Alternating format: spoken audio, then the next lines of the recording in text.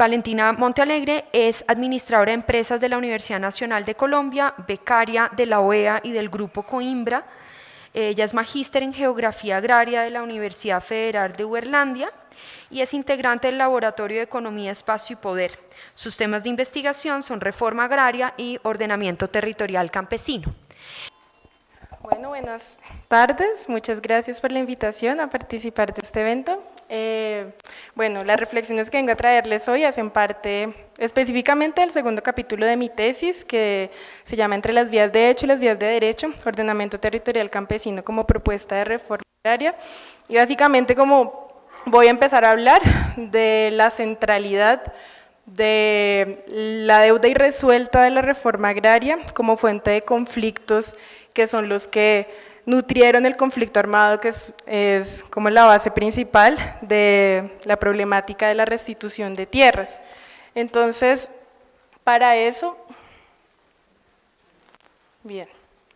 Bueno, voy a pasar rápidamente por esto, porque ya el profesor Darío Fajardo nos explicó buena parte de esto. Básicamente parto del supuesto de que las políticas de reforma agraria en Colombia, especialmente en el siglo XX, han sido contrarreformas agrarias. Empezando desde la Ley 200 de 1936, que diferencia las tierras privadas de las tierras baldías, que fue básicamente una feria ejercida pues, en el siglo XX. La Ley 100 de 1944, que fue como con el ánimo de contener todas esas luchas que se estaban dando, especialmente en las haciendas cafeteras, y que era como un polvorín, que efectivamente estalló en el Bogotazo el 9 de abril, que supuso también después la consolidación del Frente Nacional y algo que yo denomino también como una especie de dictadura legalizada que duró 16 años a partir de las élites de los partidos conservador y liberal que se turnaron el poder, pero que consolidaron un poder político que siguió concentrado en la tierra. La Ley 135 de 1991 básicamente lo que hizo fue legalizar el despojo que las comunidades campesinas sin tierra habían empezado, que las comunidades campesinas, la migración, el conflicto, de hecho visibilizado por el profesor Fajardo, de colonización, migración, conflicto, colonización, que hicieron que después de la década de la violencia muchos campesinos surcaran las cordilleras, las poblaran, pero que también se constituyeran en territorios independientes, pero también la extracción de la renta diferencial de las tierras que hizo que a medida que se iba ampliando la frontera agrícola, otros terratenientes se fueran apropiando de esas mejoras y así sucesivamente se fuera ampliando pues esa periferia que fue destinada básicamente al campesinato colón. Este modelo de desarrollo que es central y en eso pues también me acojo a lo que dijeron las anteriores conferencistas, tiene muchísimas aristas. Alianza para el Progreso fue una de ellas, con su contraparte militar, el Plan Lazo, que lo que hizo fue reprimir duramente unas de estas formas de territorialidad campesina, como fueron las zonas de autodefensa campesina, especialmente los bombardeos históricos Marquetalia, la zona de autodefensa campesina del Pato, otras que existían en el Quindío, y bueno, que también fue como el caldo de cultivo para la guerrilla de las FARC y también para otras guerrillas que tenían como centralidad el problema de la tierra. Básicamente, lo que tenemos es esa ampliación de la frontera agrícola, esa lucha por la tierra comandada básicamente por esa lucha de esos campesinos que seguían buscando tierra, pero que vamos a ver pues más adelante cómo esos derechos territoriales lo que hicieron también fue fragmentar aún más esas luchas que ya estaban dando comunidades negras, comunidades campesinas y comunidades indígenas a partir de la Constitución de 1991, que dividió en derechos territoriales los consejos comunitarios, las tierras colectivas negras con los resguardos indígenas, pero dejó sin representación política al campesinado. Y eso fue sumamente grave y lo sigue siendo porque el campesinado no es reconocido como sujeto político y tampoco es reconocido como sujeto ambiental. Y claro, esta Constitución de 1991 también fue la consolidación de un nuevo pacto social. La descentralización empezó más o menos como en los años 80 en el contexto global de políticas de ajuste estructural, que básicamente lo que hicieron fue consolidar el neoliberalismo en estos países de América Latina a partir de la asociación con la banca multilateral y la privatización y el desmonte de toda la arquitectura institucional, especialmente la dedicada a la reforma agraria. Entonces eso lo que hizo fue, por un lado, burocratizar el movimiento social a partir de cercenar la intermediación que se hacía de las organizaciones comunitarias, de los sindicatos, pero por otro lado también fue una reivindicación pautada inclusive por movimientos como la Unión Patriótica, como el partido político de la Unión Patriótica, que como sabemos pues tuvo bastante, pues una represión bastante generalizada de 3.000 personas asesinadas selectivamente, pero que configuraron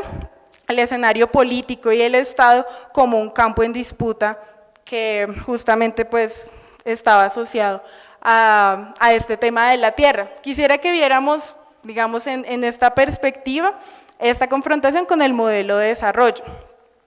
Vemos en toda la periferia de Colombia las zonas de reserva campesina, aquí localizadas, básicamente en estas zonas a donde empezaron a llegar esa migración que salió desde las haciendas cafeteras, desde ese proceso originario de poblamiento de las cordilleras, asociado al café como mercancía principal con la cual Colombia se insertó al mercado mundial. Entonces vemos esa migración que se concentró en las periferias. Vemos las primeras zonas de reserva campesina a finales de los años 90, acá está también la zona de Arenal Morales, la del Cimitarra. Vemos los territorios de comunidades negras acá en toda la región del Pacífico colombiano y vemos también los resguardos indígenas, especialmente localizados acá y en diferentes puntos. ¿Qué es lo que no vemos? No vemos que se haya modificado en esta región central, que es donde se concentra la riqueza, el problema de la tierra. Eso lo que nos lleva es justamente a delimitar cómo es que ese modelo de desarrollo se espacializa. Por un lado vemos que la función ecológica de la propiedad no es compatible con un desarrollo sustentable, básicamente porque la lucha por la tierra es también una lucha por los bienes comunes y eso está en el marco de un conflicto de clases en donde esa apropiación es la que va a determinar pues estas luchas que en esta nueva espacialidad capitalista, como lo menciona el profesor Jairo Estrada, se delimitó en las zonas grises de acumulación. Vamos a ver un poco hacia atrás como una de las bonanzas que marcó significativamente una reestructuración del modelo productivo estuvo asociada al narcotráfico como fuente de acumulación. ¿Dónde se originaba ese valor? ¿Dónde se originaban esas bonanzas extractivas? Justamente en las periferias. Pero ¿dónde realizaba el valor? En las regiones centrales, en el triángulo Bogotá-Medellín-Cali, claro que con salidas a los puertos de Buenaventura y los puertos en el Atlántico. El eslabón más débil de esa cadena sigue siendo el campesinato colono sin tierra, con poca tierra o marginado a los canales de comercialización y acceso, y justamente los que no están ubicados en la región central.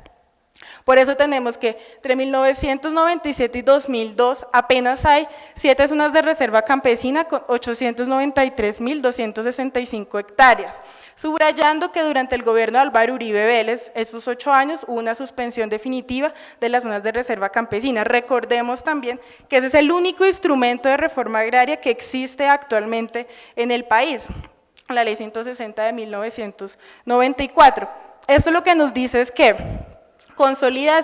esa contradicción de un modelo supuestamente descentralizado, inaugurado con la Constitución de 1991 y ese supuesto nuevo pacto social, pero que en realidad es unitario. Entonces vamos a ver este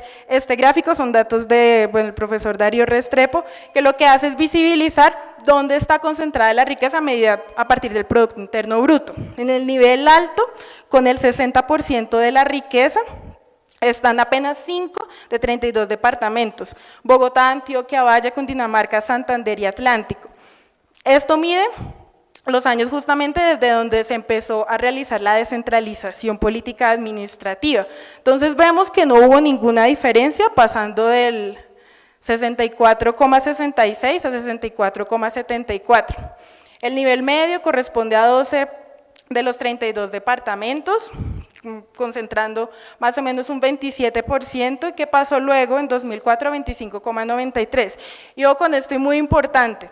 en el nivel bajo de apropiación de la riqueza, donde solamente está el 8%, pasó de 8,29% en 1980 a 9,32%, 15 de 32 departamentos, entre los cuales está Cauca, Casanare, Quindío, Arauca, La Guajira, Sucre, Caquetá, Putumayo, Guaviare, Bichada, Amazonas, Vaupés, Guainía, entre otros. Digamos, eso nos muestra claramente, digamos, cómo ese modelo territorial que acá vemos se sigue consolidando aún con políticas supuestamente desconcentradoras como la descentralización y que tienen todo que ver con el debate irresuelto de la reforma agraria. Ese modelo productivo y esa realización del valor tiene como eje central también la minería ilegal y los grupos armados. Podemos ver en este mapa cómo justamente, y de nuevo, es en esa periferia de Colombia donde se sitúa ese modelo productivo, que está totalmente asociado a la ilegalidad de los circuitos subterráneos de la economía, que de hecho ni siquiera han sido suficientemente estudiados y consolidados. Entonces, ¿qué tenemos? Un campesinado como sujeto político y sujeto ambiental, históricamente construido, porque ninguna lucha por la tierra se desactiva, pero es realmente reconocido. Bueno, ahí es donde yo vengo un poco a plantear un ordenamiento territorial campesino, básicamente a partir de la tensión entre tres formas. La primera es la reforma agraria y un ordenamiento territorial ambiental. De todas las categorías que integran el Sistema Nacional de Áreas Protegidas, apenas 3 permiten asentamientos humanos, apenas 3. Estas son Distrito de Manejo Integrado, Reserva Forestal Protectora y Reserva Natural de la Sociedad Civil. Resulta que de esas 3, una de ellas es privada, es decir, no necesariamente vincula al Estado como política pública para que la pueda, digamos, viabilizar. Entonces lo que vemos y lo que quiero resaltar un poco es como algunos ejemplos de cómo el campesinado, valiéndose de las estrategias que ha tenido a su alcance, a partir de la dialéctica de las vías de hecho y las vías de derecho, ha conseguido hacer unas reformas agrarias de hecho, que son como recortes territoriales en los cuales también existe un cuestionamiento al modelo productivo. Entonces quisiera destacar la Asociación para el Desarrollo Campesino, ADC, ella se ubica en Nariño, Resnatur, que es como la asociación que congrega todas las reservas naturales de la sociedad civil en Colombia, nace en 1991, pero esta específicamente es un proceso pues como muy bonito. Estos logos que vemos acá son de las mingas que representan cada una de las asociaciones en las cuales se han conformado para comprar tierras adyacentes a la laguna de La Cocha y poder desarrollar allí proyectos productivos como el turismo comunitario, de más larga escala como Herederos del Planeta, en donde incluyen a los jóvenes,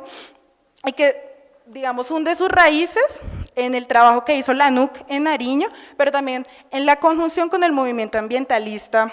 que estaba trabajando pues fuertemente allá. Hoy en día la ADC pues es un proyecto bastante grande que ha replicado como su forma de acción en muchísimas partes y que nos lleva a un reconocimiento, una proposición del campesinado como sujeto político y también como sujeto ambiental,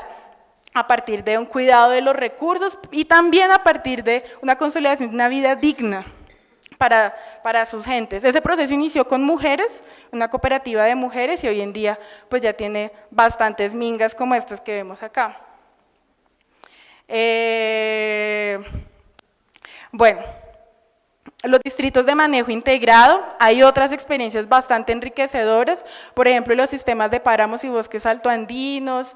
la cuchilla de Cerro Plateado. Estas experiencias a partir de la conjunción con autoridades ambientales como Corantioquia, lo que han hecho es que en estas formas territoriales donde sí pueden existir asentamientos humanos y donde a partir de un plan de manejo integrado se regula los usos que hace la gente que vive allí del suelo, han propuesto la agroecología como modelo a desarrollar. Entonces hay proyectos de reconversión agroecológica, digamos una inversión muy mínima, pero por lo menos existente, que ha sido una conquista de las organizaciones sociales que han estado allí y que han podido, digamos, como hacer ese recorte espacial en donde se están haciendo otras cosas. Esto en ese sistema de áreas protegidas con asentamientos humanos. Quisiera dejar acá señalizado, que al final lo vamos a abordar un poquito, la problematización con las reservas forestales protectoras, porque básicamente la historia es bastante extensa con respecto a eso. Lo que hizo fue que visibilizó cómo esos procesos de migración justamente en zonas periféricas del país, pero era allí donde se originaban esas bonanzas extractivas, luego dieron lugar a bastantes zonas de reserva forestal. Por ejemplo, con la ley segunda de 1959 se definió la creación de 7 grandes reservas forestales. Fueron Amazonas, Región Central, Cocuy, Magdalena, totalizando 65 millones de hectáreas. Pero bueno, por ejemplo, en el periodo administrativo del Inderena fueron sustraídas 6.834.000 justamente de esas reservas para ponerlas como área de desarrollo especial, y esos fueron conquistas por parte de los movimientos campesinos de colonos que ya habían llegado a esas regiones antes de que fueran denominadas como reservas forestales protectoras. Ya hacían uso de los recursos allí, obviamente ya hacían parte de esas bonanzas extractivas, pero que desde ese momento ya estaban visibilizando un problema con la tierra y con los bienes comunes que allí estaban. Quisiera graficar un poco como toda esa problemática a partir de que estos son datos del DANE, desde el 90 hasta el 2013, segundo, y vemos cómo de todas las categorías de manejo, las áreas protegidas con recursos manejados, que son las que permiten asentamientos humanos, han tenido un retroceso, han tenido una disminución, mientras que las otras, santuarios de zona de flora y fauna, parques nacionales naturales y bueno, todas las otras categorías que estaban pues en el recuadro, han aumentado. Eso tiene también mucho que ver con otras formas que el capitalismo verde ha hecho justamente para seguir capitalizando esos llamados recursos naturales que en verdad, y bueno, y sobre todo desconociendo al campesinado y a la administración histórica que le ha hecho de los recursos naturales como ente definitivo para definir pues esta problemática. Quisiera destacar también en esta relación, digamos, en esta relación de ordenamiento territorial ambiental, otra experiencia que es el paisaje cultural cafetero. Hay una cosa en común en esta primera tensión, y es que estas son formas de ordenamiento territorial propuestas desde arriba, es decir, en el Código de Recursos Naturales del 93, también por parte de la UNESCO con el paisaje cultural cafetero, pero que han sido reformuladas desde abajo, entendiendo el espacio como una retícula sujeta a la lucha de clases. Entonces, por ejemplo, este paisaje cultural cafetero, que está localizado en 3 departamentos de Colombia, muchísimas veredas, varios municipios, lo que pretende pues es como proteger las economías campesinas asociadas al cultivo del café. Pero bueno, ahí claramente hay muchas contradicciones. Sabemos que el cultivo del café ha tenido bastante, digamos, un retroceso bastante fuerte, justamente por una eliminación de la asistencia técnica, por la importación también de los insumos bastante caros. Y bueno, esta reformulación ha hecho que, por ejemplo, a partir de proyectos liderados por la Universidad Tecnológica de Pereira, por la Reserva Natural de la Sociedad Civil, se hayan hecho proyectos agroecológicos como la Casa de Semillas Tapay Micuy, y también una lucha contra el megaproyecto energético Barbas Bremen, que básicamente lo que quiere hacer es producir energía para la exportación. En un video en el que expresan específicamente este problema, abordan cómo Colombia ya es soberana energéticamente, pero con este tendido eléctrico se eliminaría uno de los principales reductos de selva del Alto Cauca que existe en esta región. Es un poco como lo que pasa con el santuario de Palma de Cera que existe al lado de la Colosa, que también está pues en disputa. Pero, sin embargo, esa reformulación desde abajo, que es ahí lo que yo quiero como resaltar por parte de las organizaciones comunitarias, por parte de las universidades y de otros entes, el MAELA, por ejemplo, también está ahí, que es una entidad latinoamericana que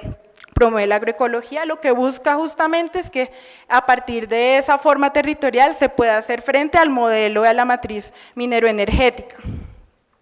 Esta es otra tensión. Entonces, ahí es donde quiero un poco que miremos el campesinado como sujeto ambiental. Los territorios libres de transgénicos, actualmente hay 5 en el país, 4 están ubicados en resguardos indígenas, en Zenú, Córdoba y Sucre, uno de los principales que fue Cañamomo y Loma Prieta, resguardos indígenas del Huila, el Guayú, y hay otro que no aparece allí, está ubicado en el departamento de Nariño, en el municipio de La Unión, podemos verlo aquí, en esta partecita, y fue declarado en el 2012, justamente a partir de la lucha que emprendió movimientos como la Red de Semillas de Vida, que todo el municipio fuera declarado zona libre de transgénicos.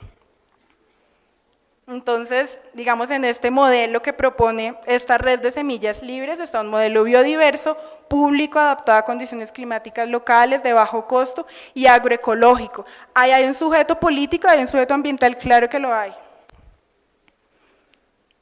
Territorios interétnicos, también está localizado en el corregimiento Cofanía Jardines de Sucumbíos, Nariño, hace parte de la periferia colombiana, justamente allá fue epicentro de, bueno, llegaron comunidades indígenas, negras, campesinas, que han tenido todas como sus territorialidades reafirmadas, a excepción del campesinado, por supuesto, y ellos tienen un plan que se llama Pladia 2035, en internet pueden buscarlo, y ha sido fruto, digamos, de procesos territoriales que tienen que ver con el encuentro social y por la Unidad Popular de la Democracia de la Paz, las marchas cocaleras de finales de los 90 y la Mesa Regional de Organizaciones Sociales, Campesinas, Juveniles de la Baja Bota Caucana y Jardines de Sucumbíos en Nariño. Entonces ellos lo que dicen en este plan de ordenamiento es como así no nos reconozcan, nosotros hemos sido habitantes históricos de este territorio, lo hemos administrado, hemos vivido aquí, somos nosotros los que organizamos este territorio, entonces así no nos reconozcan, vamos a seguir adelante con nuestros procesos de ordenamiento territorial. Existen también las zonas humanitarias, y bueno, yo quisiera como relatar un poco este testimonio. Dice, pues cuando regresamos después de 10 años de desplazamiento forzado, no nos ubicamos, los ríos cristalinos no estaban, las aves de siempre no volaban, los pájaros ya no estaban, las mariposas dejaron de estar, todo alrededor era un solo verde, el verde de los militares, el verde de la palma, ya no había maíz, ya no había el rancho, ya no era nada, ni el árbol de la sombra, todo era palma, maldita palma. Testimonio persona afrocolombiana de Curvarado.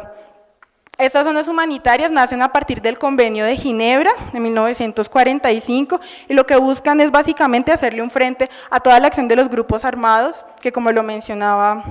Adid, han surcado pues históricamente esta región del Chocó. Ellos tienen también una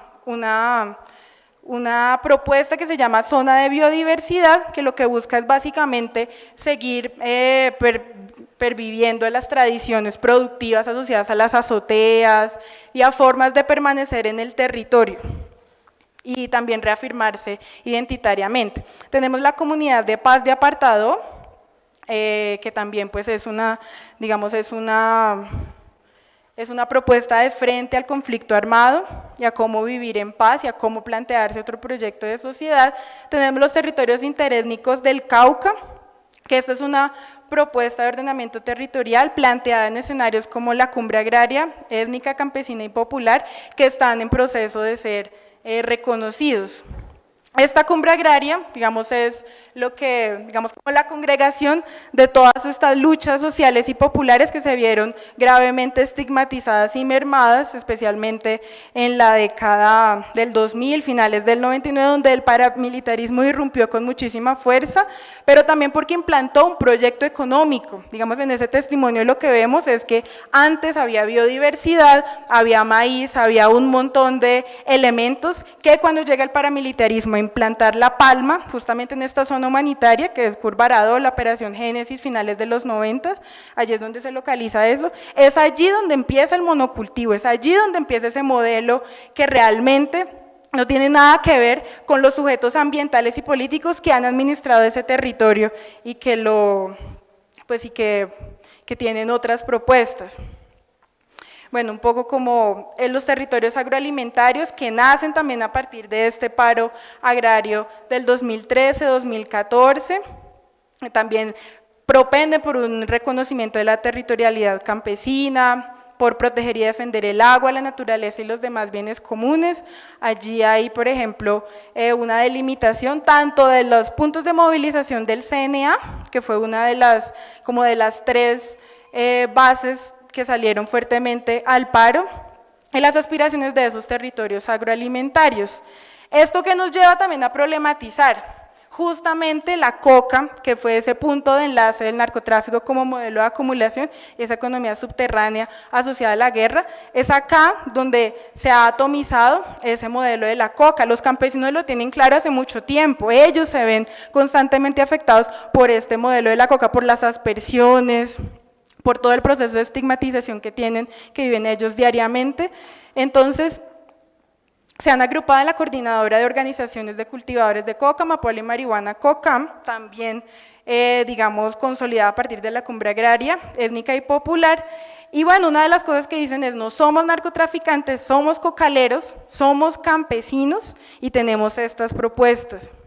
Estas propuestas justamente que lo que buscan es cambiar este panorama, cambiar este modelo de la tierra que le ha dado a esta zona central, a estas tierras aptas para cultivar, a este modelo productivo que destruye y que excluye. Tenemos por supuesto también las zonas de reserva campesina, y el Distrito Agrario del Oriente Antioqueño. Esta es la regionalización de las zonas de reserva campesina y acá hay una cosa bien interesante, y es que acá están no solamente las consolidadas, que son 7 como lo veíamos en este mapa anterior de la periferia de Colombia, sino también están las de hecho y otras en solicitud,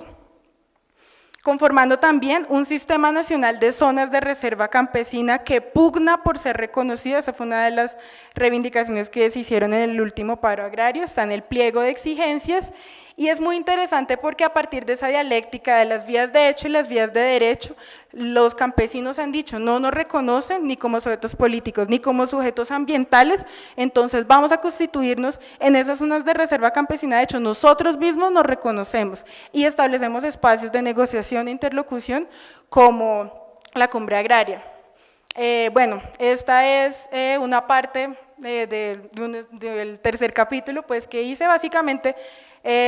mostrando cómo la territorialidad campesina se evidencia en espacios como la Macarena, la zona de reserva campesina Lozada Guayabero, que no está reconocida en este momento, pero que lleva desde los años 60 un fuerte proceso de identidad y de territorialización, especialmente con las juntas de acción comunal. Estas son las organizaciones que saben cómo se administra el territorio, estas son las únicas, de hecho, que pueden resolver el problema de la tierra que ha devenido, en que por lo menos en 3 registros diferentes hay cifras que lo que hacen es demostrar la concentración de la tierra, pero no su solución. Y bueno, está el Distrito Agrario del Oriente Antioqueño, que bueno, es otra propuesta que lo que busca es frenar la expansión urbana, que se ha venido como comiendo a las zonas rurales que hay cerca a Medellín, y que en 2014 logró que fuera supramunicipal, es decir, que no solamente estuviera en los 16 municipios en los que inició, sino también en el resto del departamento de Antioquia. También está la propuesta de agroecología allí presente, también está una marca regional que ellos han construido para poder vender sus productos. Y bueno, yo quería finalizar con señalizando que este tema del ordenamiento territorial campesino ha sido construido históricamente, es una agenda que las comunidades campesinas, allá desde 1920 con los baluartes campesinos en la costa atlántica con Juana Julia Guzmán y Vicente Adamo, pasando por las colonias agrícolas del Sumapaz, pasando por la comuna de Barranca, pasando por las zonas de reserva campesina. Y todas estas experiencias hace mucho tiempo están proponiéndole al país cómo se ordena el territorio, de acuerdo a los intereses de las mayorías y no de las minorías. Entonces, este fue el paro agrario del 2016, esta fue la negociación que se hizo y el primer punto tiene que ver con eso, tierras, territorios colectivos y ordenamiento territorial. Y bueno, hay otras problemáticas ahí, como la Mesa Nacional de Concertación entre las comunidades campesinas y parques naturales, que se suspendió, se reactivó nuevamente en estos últimos días, y el decreto 440 del 2016, que justamente evita que la restitución de tierras opere en zonas protegidas. Entonces ahí seguimos determinando cómo, si no se cuestiona ese modelo productivo y ese modelo de desarrollo y no se reconocen las propuestas que ya se han creado históricamente, no vamos a poder resolver esa contradicción y esa lucha de la tierra va a seguir activa como ha seguido hasta el momento. Ya, gracias.